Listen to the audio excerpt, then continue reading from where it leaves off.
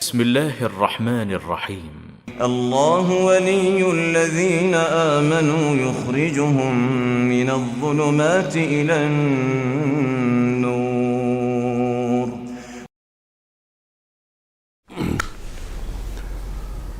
معزز ناظرین کرام، السلام علیکم ورحمۃ اللہ وبرکاتہ. نحمدہ ونصلی علی رسولہ الکریم، اما بعد.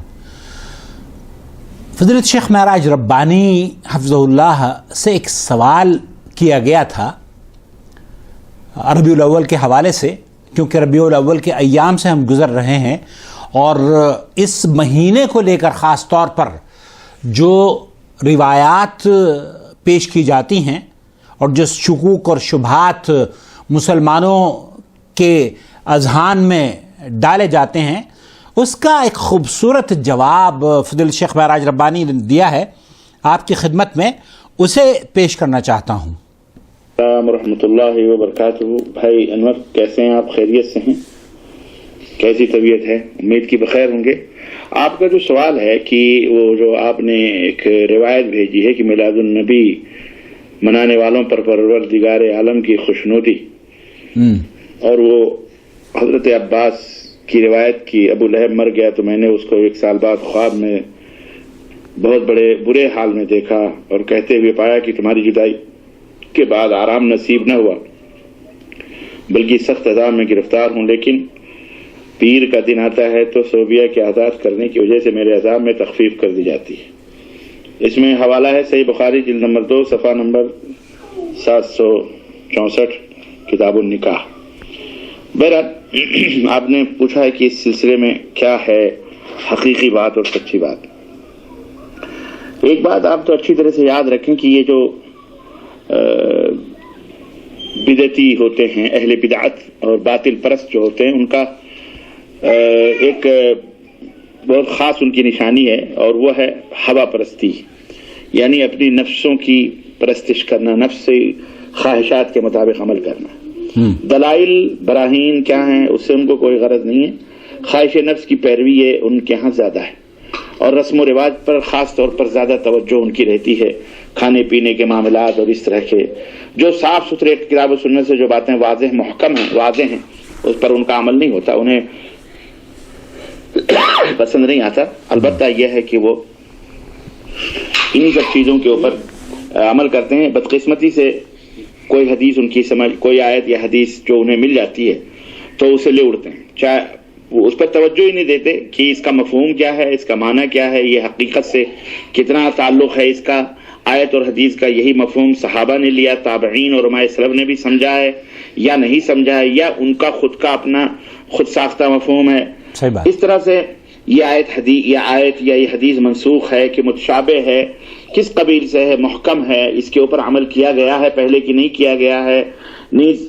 یہ تمام سب چیزیں ہیں. اس سلسلے میں اس قدر آزاد ہوتے ہیں یہ اہل بدعت، ہوا پرست لوگ، شرک و بدعت کے رسیا، کہ انہیں اس کی کوئی فکر نہیں ہوتی کہ حدیث صحیح ہے، قابل حجت ہے، کہ ضعیف ہے، کہ موضوع ہے، کہ من گھڑت ہے.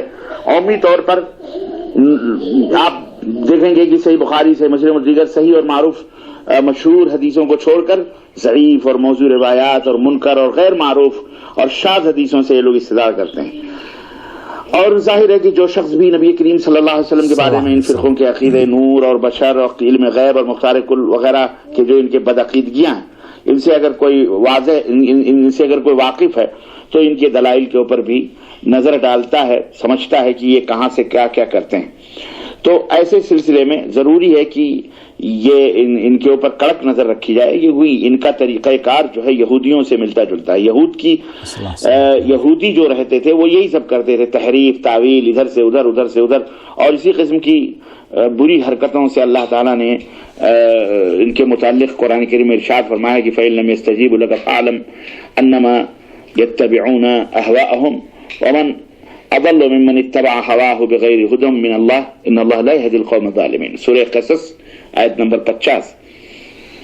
اللہ تعالیٰ نے فرمایا کہ اگر یہ آپ کی نہ مانے تو یقین کر لیں کہ یہ صرف اپنے خواہش کی پیروی کر رہے ہیں، اور اس سے بڑھ کر بہکا ہوا اور کون ہوگا جو بغیر اللہ کی رہنمائی کے اپنی خواہش کے پیچھے پڑا ہوا ہو. بے شک اللہ تعالیٰ ظالموں کو ہدایت نہیں دیتا ہے.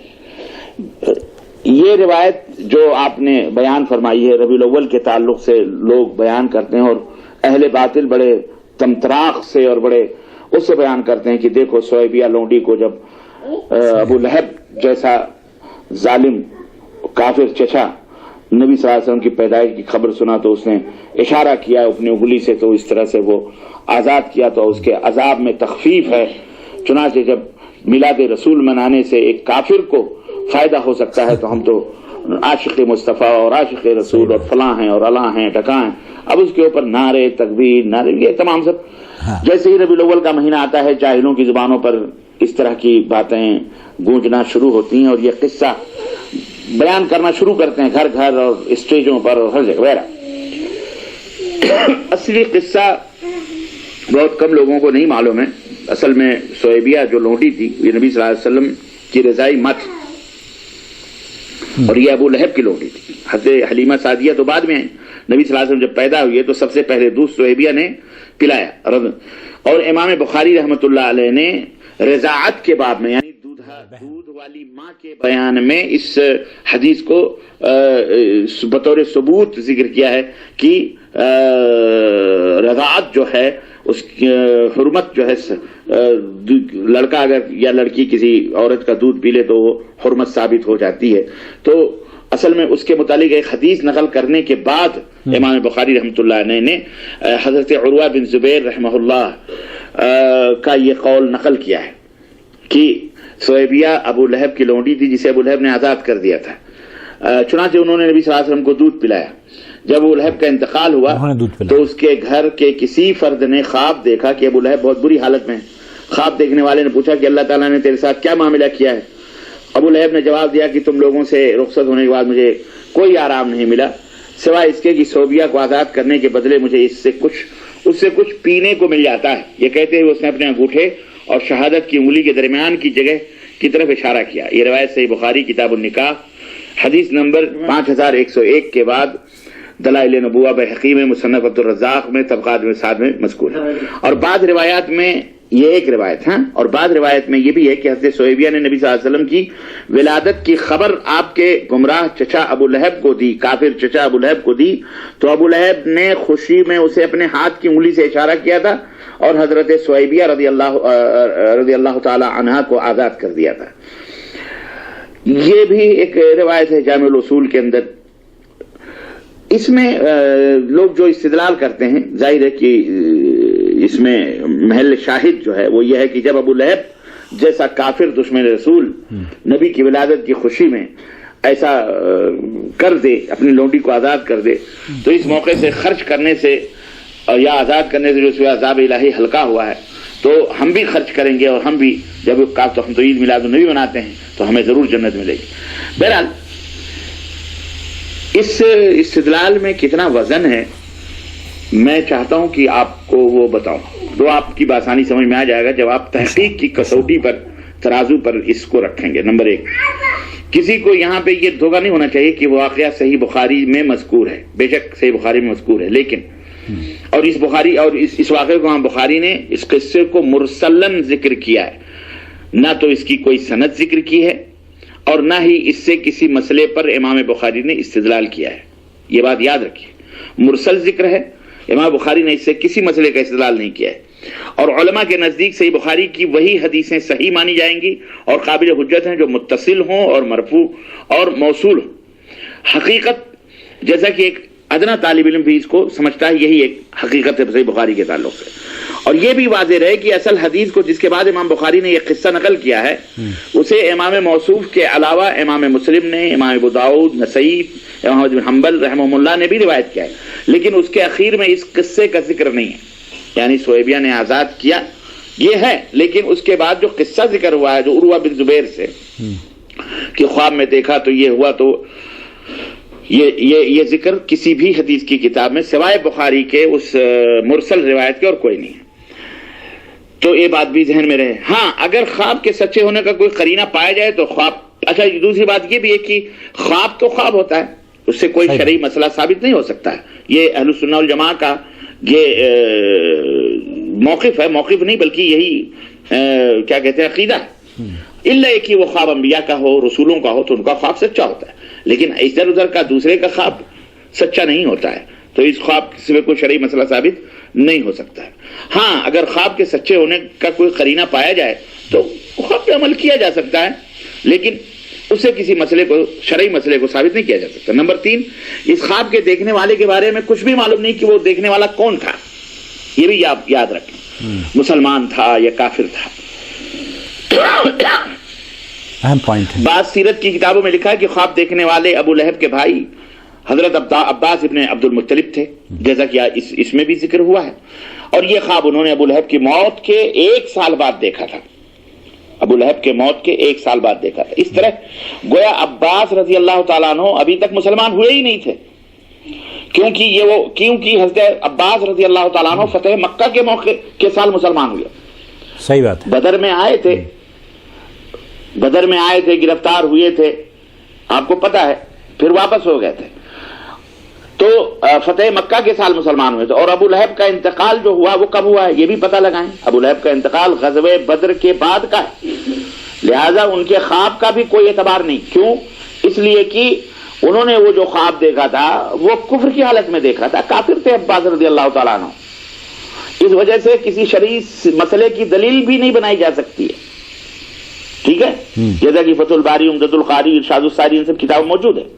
اور اہل تاریخ، اور نمبر 4 اہل تاریخ کا اس بارے میں اختلاف ہے، یہ بھی سنیے، یہ جو بعض جگہوں پہ آتا ہے کہ ابو لہب نے سویبیہ کو آزاد کیا تھا، اس میں اختلاف ہے جی کہ ابو لہب نے سویبیہ کو کب آزاد کیا تھا۔ صحیح بخاری میں مذکور ہے کہ عروہ بن زبیر کے اس قول سے بظاہر یہ معلوم ہوتا ہے کہ جس وقت انہوں نے نبی صلی اللہ علیہ وسلم کو دودھ پلایا تھا وہ آزاد تھیں، اور کتاب سہیلی کی روز الانف میں وغیرہ سے پتہ چلتا ہے کہ ابو لہب نے انہیں نبی صلی اللہ علیہ وسلم کی پیدائش کی خبر سن کر آزاد کیا تھا۔ اور اہل تاریخ و سیر میں سے اکثر کا رجحان اس طرف ہے کہ حضرت سویبی ابو لہب کی ملکیت میں ہجرت نبوی کے کچھ بعد تک تھیں، حتیٰ کہ نبی صلی اللہ علیہ وسلم کی شادی کے بعد وہ حضرت خدیجہ کے پاس آتی جاتی تھی۔ نبی صلی اللہ علیہ وسلم اور حضرت خدیجہ ان کی بہت قدر کرتے تھے، بلکہ حضرت خدیجہ ابو لہب سے بار بار مطالبہ بھی کرتی تھی کہ انہیں میرے ہاتھ فروخت کر دو، بیچ دو، تاکہ میں انہیں آزاد کر دوں، لیکن ابو لہب انکار کرتا رہا۔ پھر جب آپ صلی اللہ علیہ وسلم ہجرت کر کے مدینہ منورہ چلے آئے تو ابو لہب نے انہیں آزاد کیا، جیسا کہ طبقات ابن سعد، الاصابہ فی تمیز الصحابہ، فتح الباری، شرح بخاری اور الوفاء باخبار المصطفیٰ، ان سب کتابوں میں اور تاریخ کتابوں میں یہ موجود ہے۔ تو معلوم ہوا کہ اس قصے کا عید میلاد النبی سے کوئی تعلق نہیں ہے، نبی کی میلاد سے کوئی تعلق نہیں۔ نمبر 5، اس حدیث کی شرح سے متعلق ہم نے بہت ساری کتابیں دیکھی ہیں، بخاری کی تقریباً تمام شرحوں کو دیکھا، لیکن کسی بھی شرح کرنے والے نے اس سے عید میلاد النبی پر کوئی استدلال نہیں کیا ہے، بلکہ یہ قصہ کسی اور مسئلے پر دلیل ہے جس کا ذکر بہرحال انہوں نے کیا ہے۔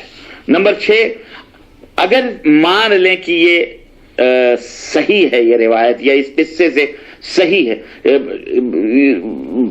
صحت کی شرط پر اس قصے سے یہ مسئلہ ثابت ہوتا ہے کہ کافروں مان لیں اگر یہ صحیح ہے تو اس سے زیادہ یہ ثابت کر سکتے ہیں کہ کافروں کے وہ اعمال جو اللہ کے بندوں پر احسان سے تعلق رکھتے ہیں ان کی وجہ سے ان کے عذاب میں تخفیف ہو سکتی ہے، جیسا کہ ابو طالب کے بارے میں صحیح حدیث میں آیا ہوا ہے کہ اللہ کے رسول صلی اللہ علیہ وسلم نے سے جب پوچھا گیا کہ وہ آپ کی بڑی مدد کرتے تھے تو ان کو کیا فائدہ ہوا، تو آپ صلی اللہ علیہ وسلم نے فرمایا کہ انہیں عذاب جہنم کا دیا جا رہا ہے اور ہلکا عذاب دیا جا رہا ہے، اور وہ ہلکا عذاب یہ ہے کہ انگار کے شعلے کے جو انگاروں کے جوتے پہنائے گئے ہیں اور اس کے شعلے ان کی کھوپڑیوں سے سروں سے اوپر نکل رہے ہیں۔ تو زیادہ سے زیادہ یہ ثابت ہو سکتا ہے کہ دنیا میں اگر کوئی کافر احسان کسی کے اوپر کرتا ہے تو زیادہ سے زیادہ یہ ہو جاتا ہے کہ اللہ تعالیٰ تھوڑا سا اس کے اوپر عذاب کو تخفیف کر دیتا ہے، اگر صحیح مان لیا جائے تو۔ حالانکہ یہ روایت صحیح نہیں ہے ابو لہب کی، اور اس کی آپ کو میں بتاتا ہوں ابھی۔ البتہ یہ مسئلہ صرف نبی صلی اللہ علیہ وسلم کے ساتھ خاص ہے، یہ تمام لوگوں کے لیے عام ہے، یہ بھی ایک مسئلہ ہے کہ یہ نبی صلی اللہ علیہ وسلم کے ساتھ ایسا کرنے والے کے ساتھ تخفیف ہوتی ہے، یا عام لوگوں کے ساتھ بھی اگر وہ خیر کرتا ہے کافر تو اس کے ساتھ ہی معاملہ ہوتا ہے۔ بہرحال اس سلسلے میں علماء کا اختلاف ہے، لیکن بظاہر یہی معلوم ہوتا ہے کہ وہ کافر جو مسلمانوں کے ساتھ خیر خواہی سے پیش آتا رہے وہ کافر جو مسلمانوں پر ظلم اٹھاتا رہے، یہ دونوں برابر نہیں ہو سکتے۔ اور اگر یہ قصہ صحیح ثابت ہو جائے تو اس سے صرف یہ مسئلہ ثابت ہوتا ہے کہ نبی صلی اللہ علیہ وسلم کی پیدائش اور بعثت پر خوش ہونا باعث ثواب اور رب کائنات کی رحمت کا سبب ہے. اور یہ ایسا مسئلہ ہے کہ جس کا منکر کوئی بھی مسلمان نہیں. ہم بھی نہیں انکار کرتے، نہ آپ انکار کرتے. نبی صلی اللہ علیہ وسلم تشریف لائے، آپ صلی اللہ علیہ وسلم پیدا ہوئے، آپ کی وجہ سے بہت کچھ ہمیں فائدہ ہوا. آپ کی میلاد و بعثت پر خوشی اور آپ کی امت میں شامل ہونے کا فخر ہر مسلمان کو ہوتا ہے، اور بڑی اہم نیکیوں میں سے ہے یہ. اور جو شخص آپ کی میلاد اور آپ کی پیدائش اور آپ کی نبوت کی بعثت پر خوش نہیں ہے، شاید اس کا ایمان خطرے میں بھی ہے.